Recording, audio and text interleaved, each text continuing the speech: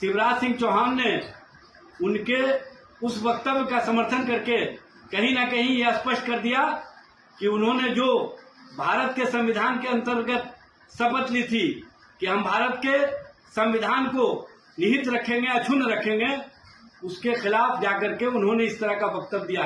एक केंद्रीय मंत्री का इस तरह का वक्तव्य कहीं से उचित नहीं है। कहीं ना कहीं बाबा साहब के संवैधानिक व्यवस्था और बाबा साहब के द्वारा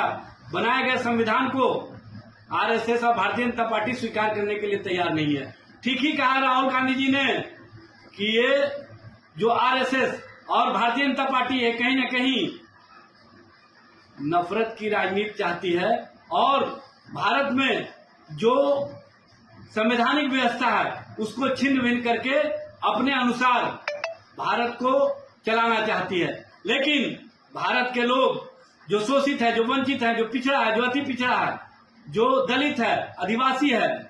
उसके अधिकार को कमजोर करने के लिए और देश के अंदर जो सामाजिक सद्भाव का वातावरण है, जो भारत संविधान के अंतर्गत धर्मनिरपेक्ष स्वरूप और समाजवाद के अंतर्गत देश को मजबूत बनाने का एक बेहतरीन दृष्टि है, उसको कमजोर करना चाहती है भारतीय जनता पार्टी आरएसएस। ये कभी भी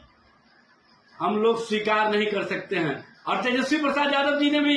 स्पष्ट रूप से कहा है कि बंच ऑफ थर्ड की राजनीति करने वाले लोग कहीं ना कहीं भारत के संविधान और संवैधानिक व्यवस्था को कमजोर करना चाहते हैं। ये जो देश के अंदर भारत के संविधान और संवैधानिक व्यवस्था को कमजोर करने का प्रयास कर रहे हैं, इसको कभी भी स्वीकार नहीं किया जा सकता है।